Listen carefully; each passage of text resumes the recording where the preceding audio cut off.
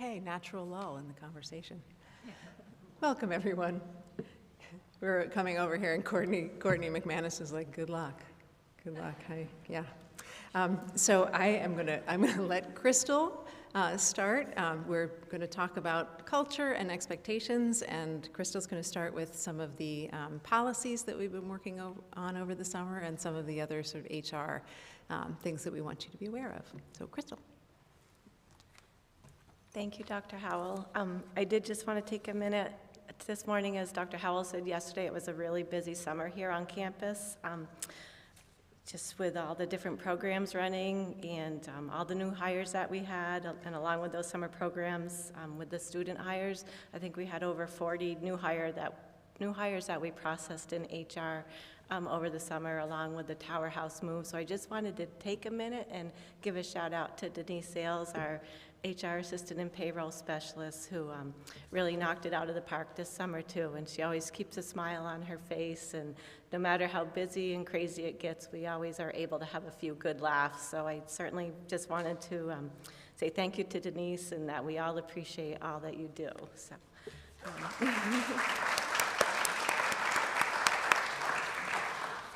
Just a few updates, as Dr. Howell mentioned. We are working on the employee handbook, really doing a deep dive and looking at all the policies that are in the handbook. We just want to make sure that they still really align with the academy culture, the changing times, the changing landscape. So that really is still a work in progress. We're hoping to have that completed and rolled out by the end of the first quarter for everybody. But we did work on some specific policies over the summer as well that we'll be rolling out in an email.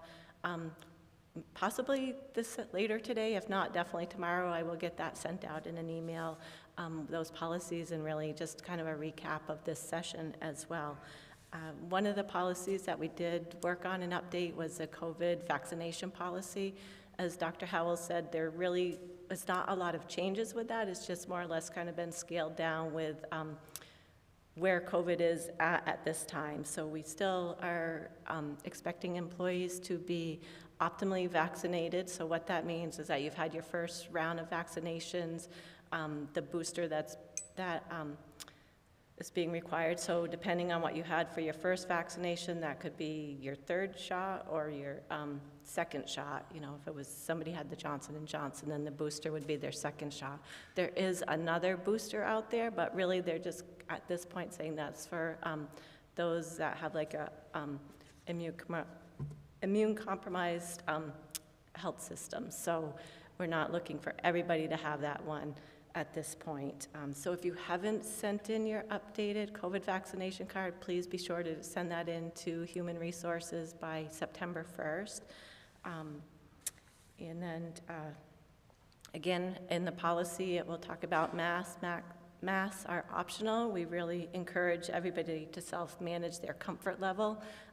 Right now, if somebody does test positive, and I'm sure Sarah Gary's going to dive into this a little bit deeper, but if somebody does test positive, you're still expected to isolate, quarantine for up to the 5 days, and then when you do return to work, they are the CDC and Vermont Department of Health highly recommends that you stay masked for 6 to 10 days following that positive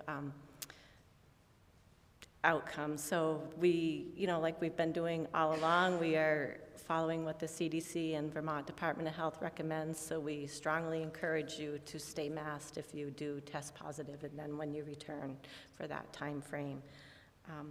And as was mentioned yesterday, if somebody does need tests, they can see the nurse's office. They have some of those at-home tests that they can share with everybody.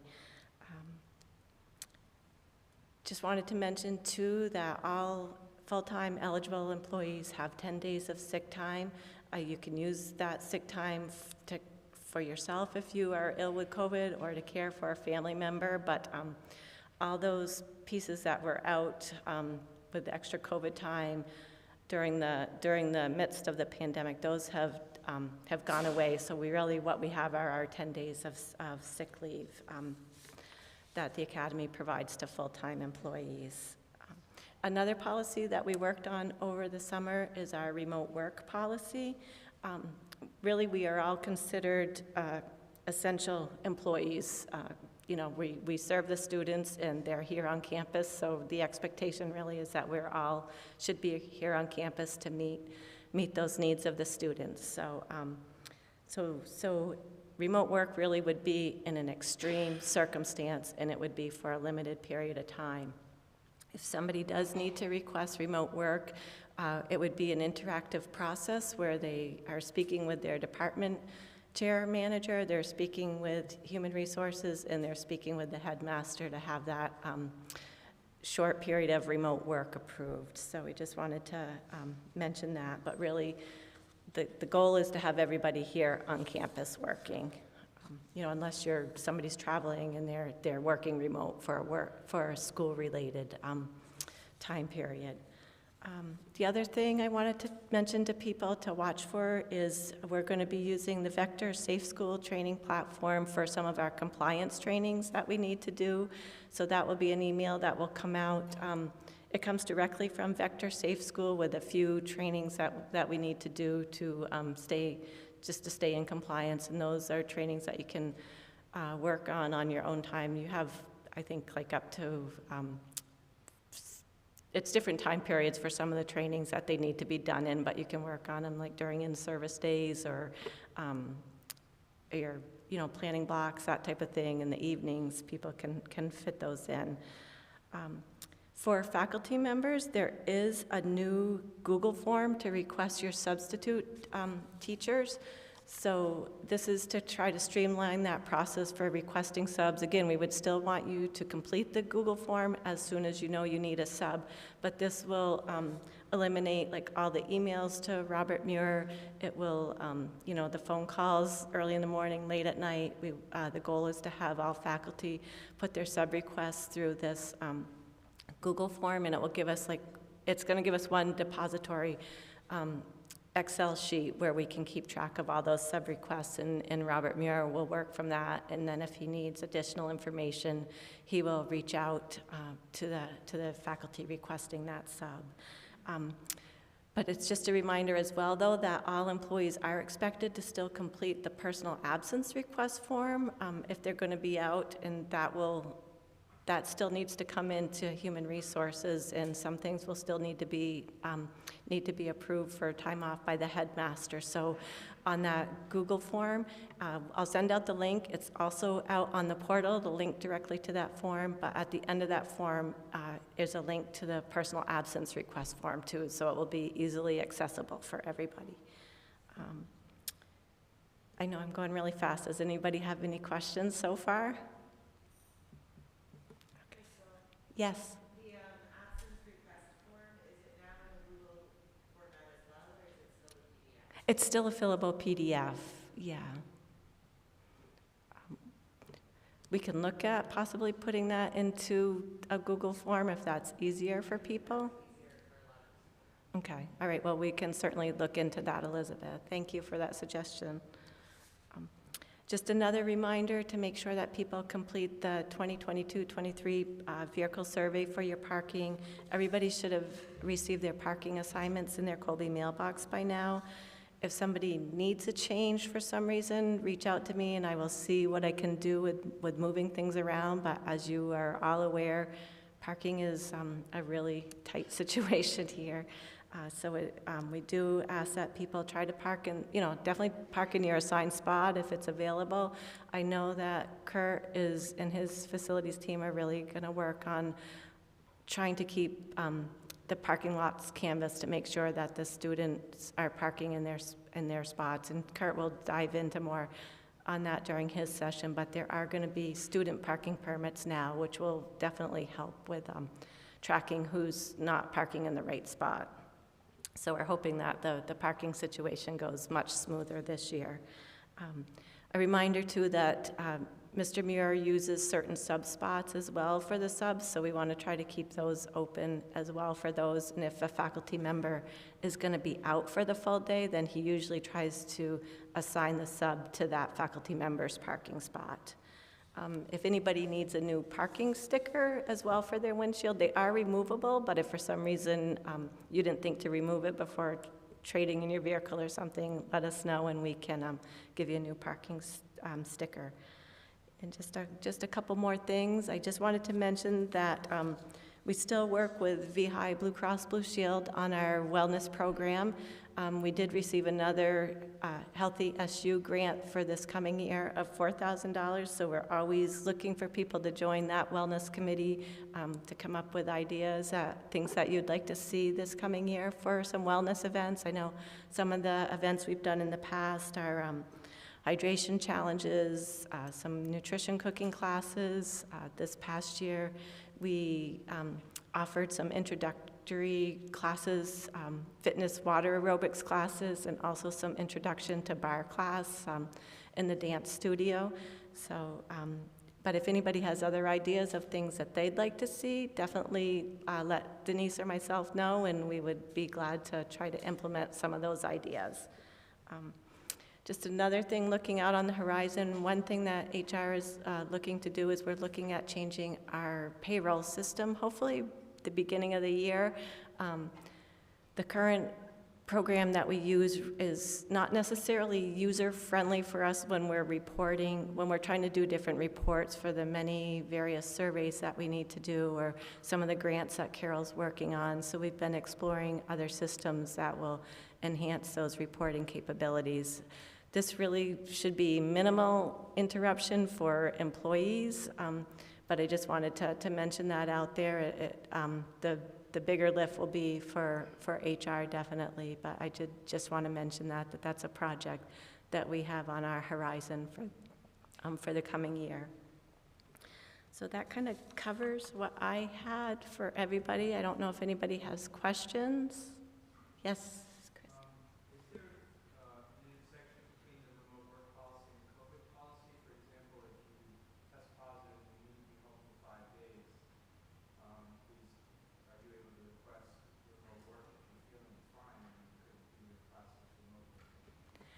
Really, we're trying to get away from that remote work for the classrooms, Chris. It's people, and I know that Hank, I think, is going to speak to this more, but faculty should have like 3 to 5 days of lessons plans. It would really be in an really extreme circumstance that we would look to have somebody teach remote. We really want to have that face-to-face, experience for the students. So it's not something that we're looking to really continue with at this time. That's helpful. And is there a policy in place for the new generation of vaccines you're speaking about? Right now, we're just looking for the first initial vaccinations in the booster. At this time, the others are really, just recommended if somebody is a high-risk category.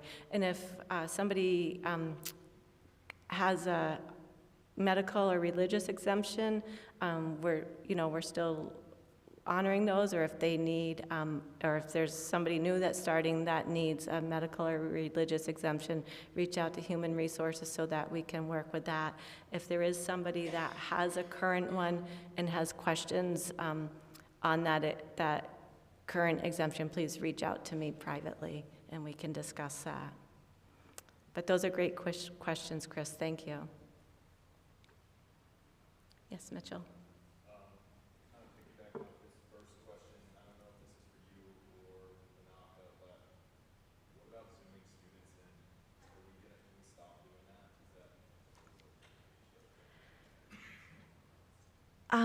I would think that probably Bananka and Hank would be the better ones to speak on that, but I really think that the goal this year is to have everybody on campus, faculty, staff, students. So, but I don't feel that I'm really the one that can speak to that directly.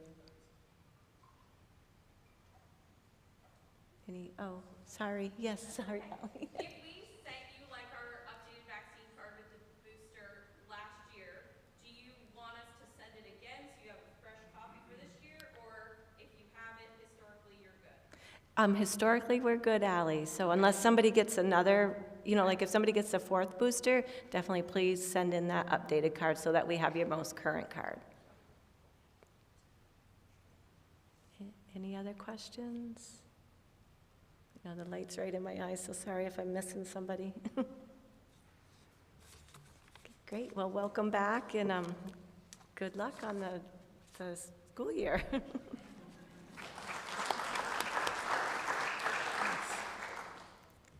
Mitchell, what was your question? About if we're not zooming in when we're sick, are we going to also not zoom students in when they're sick? Right. Yeah. Right. No. Okay. All right. Well, thank you so much, Crystal. So I'm going to touch on, talk a little about culture. We're talking a lot about culture, but I want to touch on the expectations for involvement, for daily presence this year, for communication, student attendance, dress code, cell phone policy, and discipline. And please prompt me if there are things that you have questions about in terms of expectations that I don't touch. So just broadly, we are all in this together. Each employee here, no matter what your role is, has a role in providing the education that we're so proud to offer.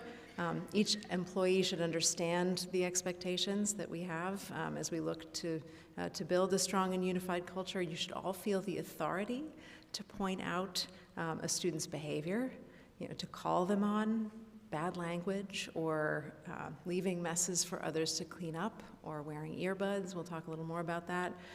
Just being rude or being unkind to each other. You saw in Susan Shore's presentation, like if you witness something that troubles you, if you're not comfortable confronting it, do tell somebody. If you are comfortable confronting it, which some of you I know would be, please do. Please, if you see something like that, deal with it on the spot if you feel comfortable, and if you don't, let us know. Obviously damaging things on campus, but also dress code. Please feel free to confront students about dress code. So, faculty and staff involvement, I'll start there. So every faculty member, so this is for teaching faculty, has the expectation that you will do a club or activity. You will have a dorm commitment that's either weekend team duty or some other creative way to contribute, which we should talk with you about, like evening study rotation in the library. The daily expectations, I'll just go through a day. Dale did this the other day. I thought it was really helpful. In terms of arrival and departure for teachers, we'll expect you to be here in chapel at 7:45. That's the baseline expectation. Having checked your mailbox and your email. You'll check students' moods, how they're doing, their dress code, kind of deal with those things right away. Make sure that your advisees are here. And then do attendance and get attendance in as quickly as possible. I'll talk a little more about attendance, and that really fits with one of the goals that we have for making sure that students are here and really kind of tightening up the attendance process. So another expectation, building community in the classroom. I've had people ask me about this. We really want to start the year by emphasizing relationships with students. And I know that people are eager to dive into their subject matter, and there's a lot to do.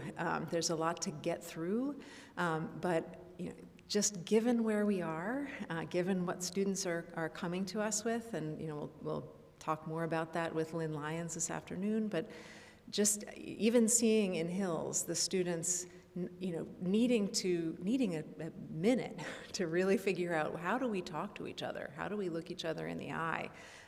That having that kind of community building time in the classroom is really important, and you should feel empowered to do that.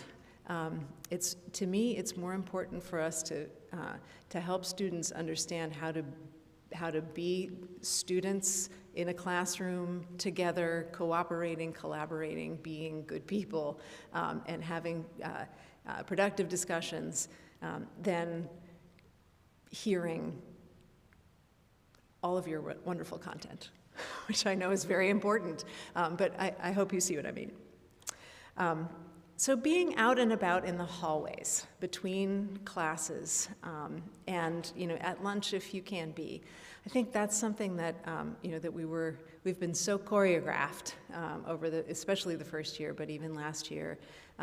Just being out in the hallway, we saw such weird behavior last year out in the hallways, like kids throwing footballs in the hallways, and just not really seeing that there was a problem with that.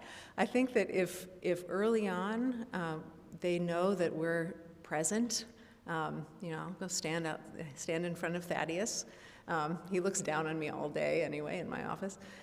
But I think that just knowing that you're there, you're going to be there, you're watching, you care, you know them. I mean, it's mostly going to be fun, right? Just seeing them go by and saying hello.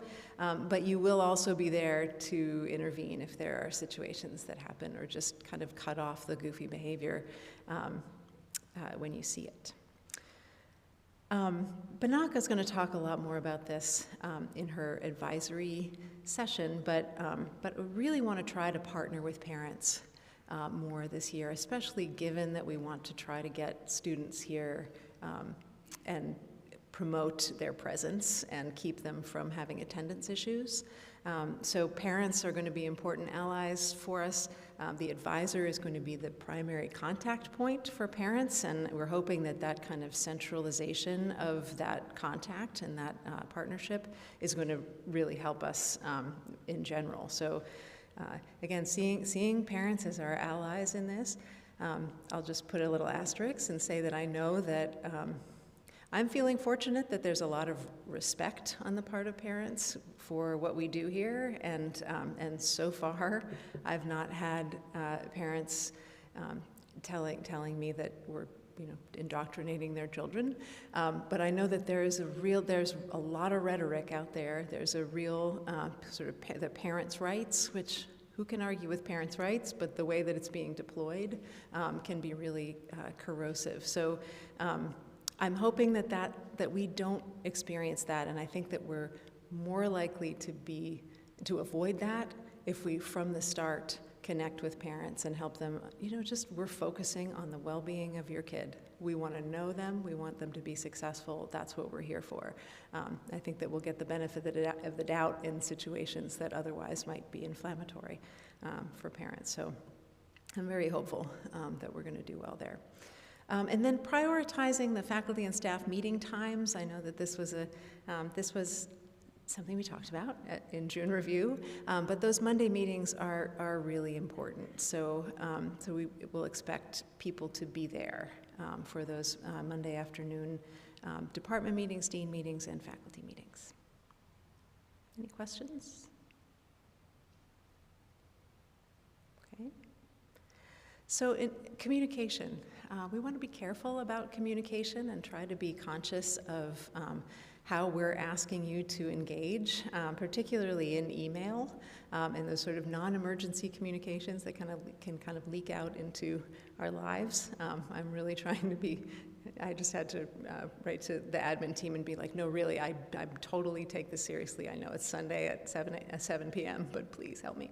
But checking email and trying to respond within 24 hours will be the expectation. So being cautious about texting with students and outside of school hours. I know that sometimes coaches have text communication with kids, and that's very important.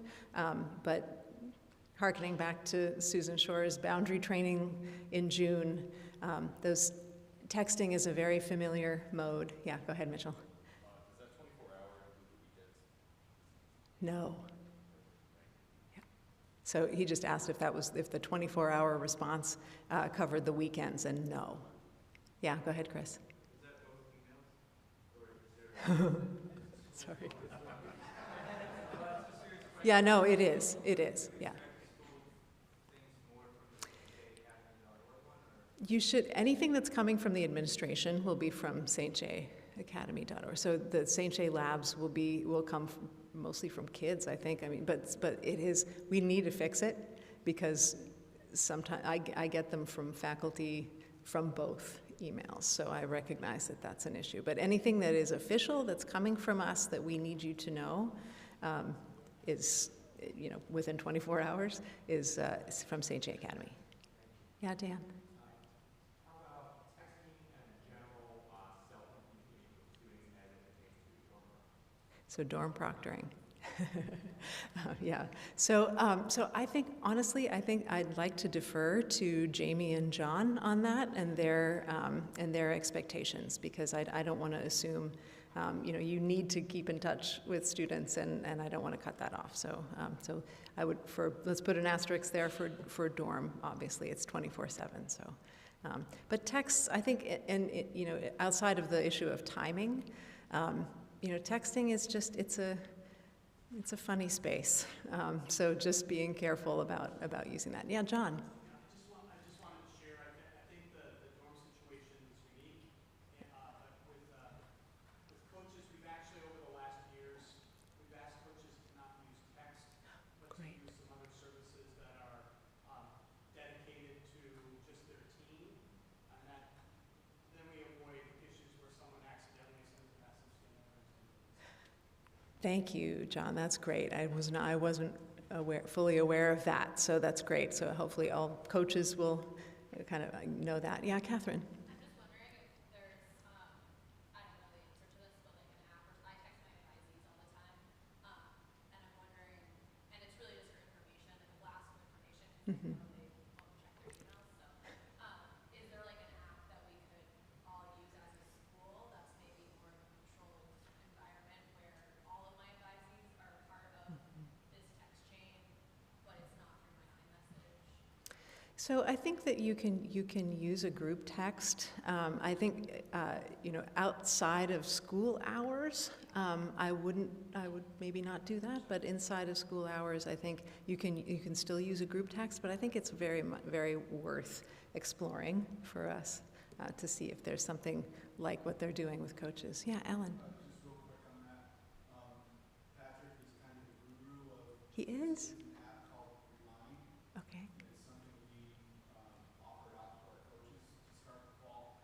It's a messaging system. It's an app. It doesn't involve phone numbers at all, and they'll receive it, and it looks like text, and you can break it down by group, whether it be in an athletic text. It's going to look like a message you can send just to the student athlete and or to their parents. But you can also send something where you need a reply, or you can just send it out as a message that lets them know what their expectations are. Can they message you? Can they initiate a message? 'Cause I'm just like thinking of like my advisee who texted me the night before Hills. That was like, what do I wear? You have the ability in the settings to determine if you want that or not. So we can certainly work on that. Let's for the moment, before we are able to roll something like that out, you can still text. And frankly, it's you have a sense of what's appropriate. And I think honestly, if you just kind of keep those communications within the school day, I think you're probably the 90% of what any concern would be is contained there. But I think that's great, Patrick. We'll talk with you about that. Yeah. Any other questions? No? Okay. Okay, let's see. Communicate with students, so the teachers, about anything that's due or expected for the next day by the end of class. I think that's something that I've heard from students. I know that that's been some of the feedback, is just to make sure that they know that there isn't something that comes in at 7 o'clock, and this will be solved by not communicating, not making those sort of emergency communications with students, that they don't know about until later in the evening that it's expected for the next day. I know that 99% of you don't do that, but just to remind you. We will do our best, and I mean the administrative team, the administration more generally, will do our best not to email after 5 p.m. with anything that needs to be attended to before the next day. So you can hold us to that. If there is an emergency, we will use an emergency mode of communication and not put it in an email so that you discover it at 6 a.m. or 7 a.m. So I'll just make a quick note about inclusion, just for the whole employee group, that we're thinking really broadly about the variety of students that we have here and being aware and alert to that behavior that we might be seeing that is making any student feel excluded or left out or unvalued. And obviously bullying and harassment need to be dealt with right away.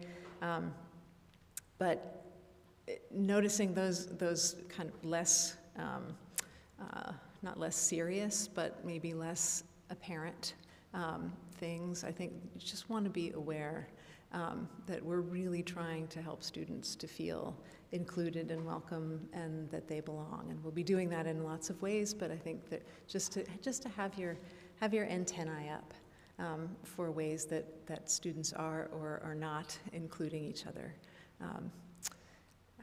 in the various areas that you exist in. So student attendance. We've caught up with ourselves a little bit on attendance policy, and we're thinking from the parents' perspective with the goal of dealing with parents directly. I think I mentioned this in my note about notes and getting in excuse notes rather than impinging on the student's class time to do that. So we will not be taking students out of class to talk with their deans about getting parents' notes for excusing absences anymore. We will not be doing that. So our hope is that a new process is going to free up the class deans to have kind of more substantial conversations with students who they really need to talk with, but also, again, to make that connection with parents and to recognize that if their child is not in school, like the first default thought that we should have is they don't know that their child is not in school. And it could very well be that they do. So, if we call them, and we're going to try to call them within the first day, it's going to take a minute because we haven't tried to be so immediate with this, and we're talking with Heather McGinnis and really trying to figure out how to roll toward this, because it's really, the ideal is for us to be able to communicate with parents kind of immediately. So advisory in chapel, you get the attendance to parents. A block gets attendance to parents. And so if we can communicate with them and say, listen, your kid is not in school, some parents are going to be like, oh, right, yes, we're still in, the Bahamas. So sorry. And then that'll trigger another conversation. But if there is a parent who is not aware that their child is not in school, as a parent, I would want to know that. So we're gonna move toward that ideal. So taking good attendance and sending it in promptly, I think that's what Heather would say if she was here. Please try to take as accurate attendance as you can. Hi, Heather. Heather is here. Hi, Heather. So yes, is that right? Good. Okay. Okay. Now, hang on one second. I need to get a paper. This better be the right dress code. Just kidding. It is. Okay. So I want to go over the definitive version of the dress code that you all received with your latest communication. So it has our preamble about why we have the dress code we have, and why we have a dress code at all, and this kind of self-respect and a shared commitment to our mission and being here together, and self-respect and respect for the community. And I'm just gonna remind people, list off the things that we have, and then you can shoot your questions at me. So 4 bottoms: dress pants, bless you, khakis. This went over really well. Pants of a single color. Dresses or skirts. The length of dresses and skirts should be no shorter than 2 inches above the knee.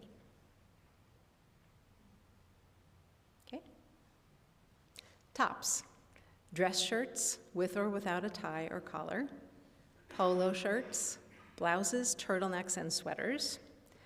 All tops must have sleeves and cover the midriff. Non-hooded sweatshirts are permitted as an additional layer as long as the logo is either St. Johnsbury Academy or no larger than 2 inches by 2 inches. We also expect that a student's hair is a naturally occurring color, neat, clean, and kept out of the eyes. Facial hair is still not permitted for students. A single nose piercing is allowed. Septum and other facial piercings and spacers are not allowed. All outerwear must be removed in the classroom. It says inside here. There might be kind of exceptions to that, but definitely in the classroom, including hooded sweatshirts and hats. The following items are not allowed: t-shirts, sweatpants, shorts, yoga pants, blue jeans, and slippers. It doesn't say flip-flops here. Should we add flip-flops here? We should add flip-flops. Okay, yeah, we'll add flip-flops. Leggings are permitted if worn under a dress code appropriate dress or skirt. That is it. Dan. I couldn't hear you there. Include ears, yes, yeah. I just wanted to make clear about the nose. Yes, Terrence. I know this is our first rotation, but you guys that are advisors in our group, I have a hard copy sort of master thing that all advisors would need, and then new dress codes attached to that. And we also, earlier this morning, I sent out a digital version of all those things too. So if you're wondering, where is that, you're going to have that in your hands in our advisor rotation, and also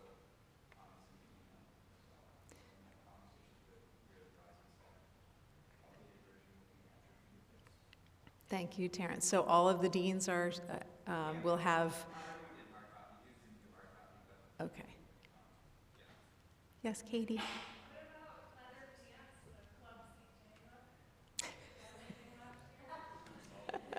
I don't think we can exclude leather pants. They're a thing.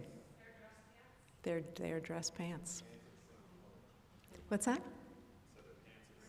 They're pants of a single color. Yeah, so the single color, that's, yes. Yes. Sadly, I mean, that would be fun. Yeah.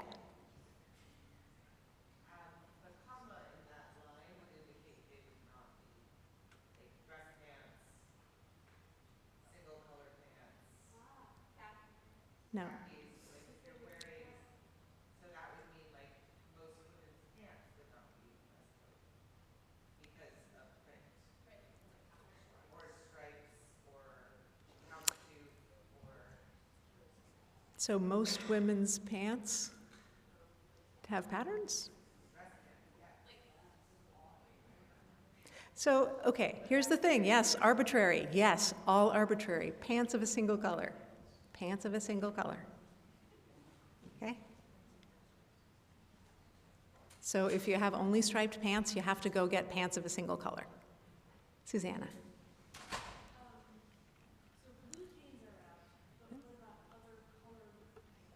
Such as black jeans? Yes. Yeah. They're okay. And how about capris? Capris. We didn't talk about capris. Capris are fine, just not shorts. Single color.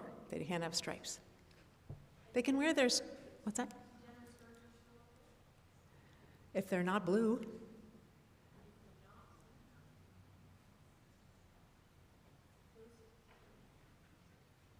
Yeah, Rod, did you have something? No? Oh, okay.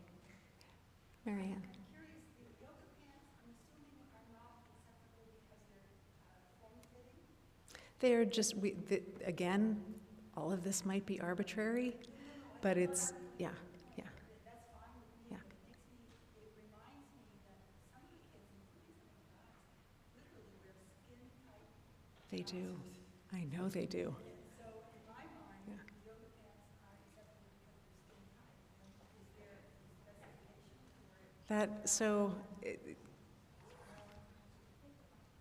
They're uber casual, right? I mean, that's one of the things that they cannot be described as dress pants. So I think, but Mary Ann brings up the skin tight question, that there are, certainly students who are wearing pants that are dress pants, but they're wearing them super tight. I think we really need to be careful about that, just in terms of kind of policing bodies. And so what I do want to say is that if you can draw a focus on the clothes and not on the body, that is really helpful. So not the, like, you look grungy, or your cleavage is showing, or so, please. Just like you're not in dress code. That shirt is not in dress code. So focus on the clothes. Catherine, yeah. Can I just clarify the pants thing one more time? Mm-hmm. So I own a lot of like dress pant material that are like a plaid pattern. Is that not in dress code now? So they have to all be a single color regardless of material? For students. Well, I feel that way.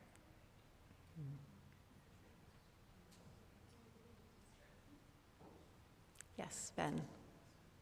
Will students still be able to meet with you if they feel they have some personal reason to dress outside of the dress code?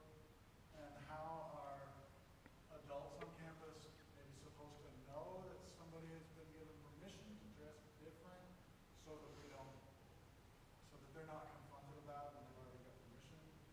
So I'm trying to think of something in terms of clothing that I've never given anyone we've never given anyone permission to wear a different kind of clothes. But I'm assuming you're maybe thinking in terms of facial hair, because hair length is fine. The hair of any length is allowed as long as it's clean and neat and out of the eyes and the natural color. Again, arbitrary. It's fun in the summer that they can dye their hair. But do you mean facial hair? Well, I had happened with my son with hair length, and correct, that's not an issue anymore. Mm-hmm. It seems to me last year that there were some students that were able to dress outside of dress code. So, yeah. I think it devolved at the end of the year, quite frankly. I think people were not certain what the parameters were, and so that, some students were able to kind of get through without being in dress code. I'd really love for that not to be the case, because if we're focusing on equity and making sure that that people feel like this is an equitable place, we want to be as consistent as we can with enforcing the dress code. Yeah, Mitchell. Just to clarify, sleeves and whatever's only applying to like shirts and blouses and not dresses? No, the dresses have to have sleeves as well. Yeah, Ed. In the interest of all of us adapting and getting on the same page, Yes. would it be something that maybe once or twice a week, something could come out about the patterns that you're seeing, or the office that's dealing with this is seeing in terms of dress code, so that we can all be on the same page? Many times the students said, no one else said it, and I don't really want to send 25 emails checking. I am so excited to spend the first 2 weeks of chapel and any other public speaking opportunity explaining what the dress code is if we see people not complying with it. The kids have been setting up a dress code fashion show for other students. The kids who were in Hills have learned all about the dress code. So we have about 100 student leaders who are going to be able to help us with this as well. They too were mourning the patterned pants, but they can wear them on Variety Day, and it'll be fun. But yes, we will. It's part of starting strong is reiterating this. Okay. Yes. Oh, sorry. Some people can't afford to just get different clothes. So, yes. So we have clothing. We have money for them for clothing. So that's something that we need to make sure to be clear with about with families. So we will. And there always has been funding for clothes. Terrence, go ahead. Yeah, just a quick comment on that too. Yeah, there's clothing vouchers, and I was just recently down at the CSRC one night. Could definitely use some organization, but busting at the seams with clothing too. And what I've been seeing a lot of kids do is go down with friends, so it seems a little bit more fun, a little bit less easy, right? There's a lot of really nice stuff down there. There's some stuff that isn't, but I also, encourage you to maybe even bring students down or ask them to go down with friends. They call it going shopping. Does everyone know what this is? Okay. So there's a room where there are dress code appropriate clothes, like shirts and pants, other things too, downstairs in this building. It comes from faculty, and in fact, I just donated much. My kid is now 6'1". He was like probably 6 inches in the last few years. So, and a lot of our resident students who leave and don't want to fly as long. So it's not just cast off clothing. A lot of stuff is actually really quality and nice. Just didn't fit or didn't make sense to ship home. There's also gear day stuff down there. Yeah. I know that sometimes that can be a problem for kiddos. So there's like gear day, old orientation t-shirts, and you get a little retro, but there's lots of gear day stuff down there too. It does need some organization. It needs some volunteers. I'll get some NHS students there. I can feed you my list. Great. But Leslie, that's a good point. Okay. Elizabeth, did you have something? No, you're just stretching. Anyone else? Jim's got something in the bathroom. Hi, Jim. Just in interest, I think we're at the rotation time. Oh, gosh. We are. Okay. Shoot. Well, so, yeah. So the only thing we missed, we missed the cell phone policy. So no cell phones in classes. Cell phones are allowed at lunch and between classes, but no earbuds during school hours. So you can feel free to tell them, take them out, unless it's permitted by a teacher. No cell phones in chapel. No cell phones in chapel. Yeah. Oh, I gotta be faster about